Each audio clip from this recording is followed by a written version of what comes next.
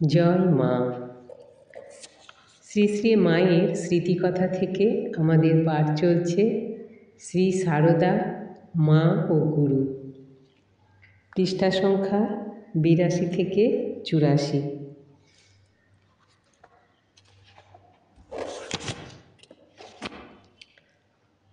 কোনো ভক্ত মায়ের প্রসাদের জন্য অতীব আগ্রহান্বিত। মা একটি সন্দেশ হাতে নিলেন, ঠাকুরকে দৃষ্টিভোগ দিয়া তারপর নিজের জিহ্বাগ্রে স্পর্শ করাইয়া পরমাদরে সহর্ষে দিলেন সন্তানকে, বাবা খাও প্রসাদ। জনৈক সন্তান ঠাকুরমার তেজ দেখিয়া কলিকাতা ফিরিতেছেন। মা তখন উদ্বোধনে। নবাসনের ভক্তগণ তাঁহার হাতে কয়েকটি ভাবদিঘি নামক স্থানের মূলা দিয়াছেন। মা ওই মূলা পছন্দ করেন, কড়া মাটির মিষ্টি মূলা। তিনি জয়রামবাটি থাকিলে ভক্তগণ ওই মূলা দিয়া আসেন। এবার মা দেশে নাই, তাহাদের মূলা দিবার সুযোগ হইবে না, বড়ই দুঃখের বিষয়। এখন সুযোগ পাইয়া বহু খোঁজ খবর করিয়া কয়েকটি মূলা সংগ্রহ করিলেন। এখনও মূলার সময় হয় নাই, মূলা পুষ্ট হয় নাই। বহু অনুসন্ধানে কয়েকটি মাঝারি রকমের পাওয়া গিয়াছে, তাহাই সযত্নে বাঁধিয়া দিলেন। ভক্তটি আরামবাগ হইয়া চাপাডাঙ্গা গিয়া মার্টিনের গাড়ি ধরিবেন। কলিকাতা হইতে আসাকালে মা বলিয়া দিয়াছিলেন বৌমার অর্থাৎ মণিবাবুর মার সঙ্গে দেখা করিয়া যাওয়ার জন্য। কাজেই আরামবাগ হইতে বায়ুগ্রামে মণিবাবুর বাড়িতে গেলেন। মণিবাবুর মা ভারী খুশি, বিশেষভাবে যখন শুনিলেন মা বলিয়া দিয়াছেন তাকে দেখে যেতে। পরম সমাদরে নানা প্রকার রন্ধনাদি করিয়া তাহাকে খাওয়াইলেন এবং অনুনয় করিয়া এক রাত্রি থাকিয়া যাইতে বলিলেন। তিনি মায়ের জন্য একটি খাবার জিনিস তৈয়ার করিয়া দিবেন, মা সেই জিনিসটি ভালোবাসেন। এখন মায়ের শরীরও তেমন ভালো নহে, আমবাতে কষ্ট পাইতেছেন। শুনিয়া তাহাকে দেখিবার জন্য মণিবাবুর মার প্রাণ ছটফট করিতেছে, কিন্তু উপস্থিত যাওয়ার সুবিধা হইবে না, কন্যা অসুস্থা।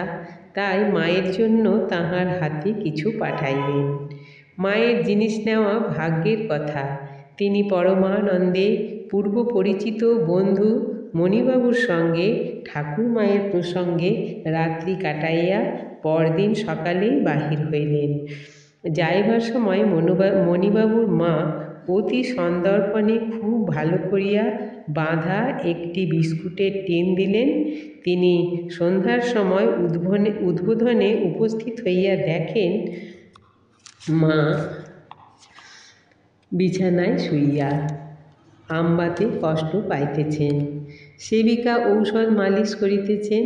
মা তাহাকে দেখিয়া ভারী খুশি উঠিয়া বসিলেন। কুশল সমাচারাদি জিজ্ঞাসা করিলে তিনি জয়রামবাটি, কামারপুকুর ও অন্যান্য স্থানের ভক্তগণের প্রণাম ও কুশল সমাচার নিবেদন করিয়া মূলার বান্ডিল ও টিনটি তাহার হাতে দিলেন। সেই মূলা দেখিয়া মার কি আনন্দ, যেন কত দুর্লভ বস্তু। পরে ছোট বালিকার ন্যায় আনন্দে অধীর হইয়া সেই টিনটি খুলিলেন। দেখিয়া কি খুশি! মায়ের আনন্দ দেখিয়া বস্তুটি কি দেখিবার জন্য সন্তানের আগ্রহ জন্মিল। তিনি উদ্গ্রীব হইয়া দেখিলেন সেই মহামূল্য বস্তুটি চাল ভাজা। আর একবার সেবারও মা উদ্বোধনে কামারপুকুর হইতে ভক্তটি ফিরিবার সময় ঠাকুরের নিজ হাতে লাগানো গাছের কয়েকটি আম ও গোয়ালপাড়া আশ্রমের কিছু পটল লইয়া গিয়াছিলেন। এসব জিনিস পাইয়া মা কত খুশি। আমগুলি ডাঁসা, তখনও পাকে নাই। অম্বল করিয়া ঠাকুরকে ভোগ দেওয়া হইল। সেবার তিনি বিষ্ণুপুর সুরেশ্বরবাবুর বাড়ি হইয়া যান। সেখানকার ভক্তগণ দিলেন কতকগুলি খাবার শালপাতা। বিষ্ণুপুরের শালপাতা বড় ভালো, পাতলা কলাইয়ের ডালও নিচে গড়ায় না, তাই মা পছন্দ করেন।